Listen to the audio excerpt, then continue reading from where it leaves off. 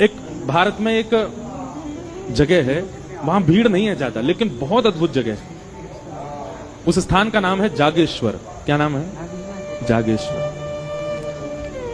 उत्तराखंड में कमाऊ एक क्षेत्र है, नैनीताल वाला। वहां जब आप ऊपर जाएंगे तो वहां तीन स्थान है महादेव के, जागेश्वर, बागेश्वर और मुक्तेश्वर। जीवन में कभी अवसर मिले तो उन तीनों स्थानों का दर्शन जरूर करना। और तीनों स्थान पता कैसे हैं?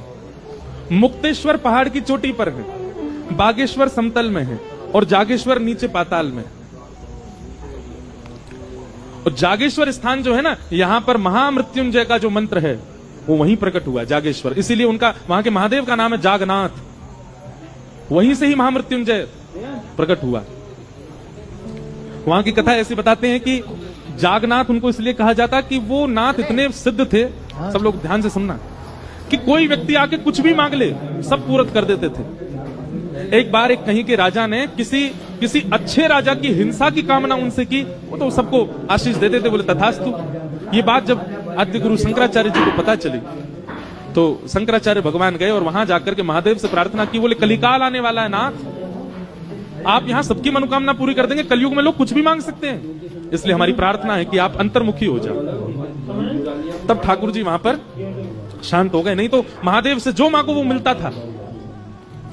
आज भी वहां नियम है, रात्रि 6-7 बजे मंदिर बंद हो जाता है और फिर उसके बाद वहां आप देखेंगे कि दंपति, पति पत्नी अपने हाथ में दिया लिए रात भर खड़े रहते हैं। कहीं के भी बहुत सारे दंपति चार ओर से मंदिर को घेर के ऐसे हाथ में दिया लेके खड़े रहते हैं। और कब तक खड़े रहेंगे? सुबह जब तक मंगला के दर्शन नहीं खुलेंगे तब तक खड़े रहते हैं। क्यों? मंगला होती जैसी वो दीपक महादेव को अर्पित करते हैं तो जिनको संतान नहीं है उनको संतान की प्राप्ति होती, ऐसा वहां कहते हैं।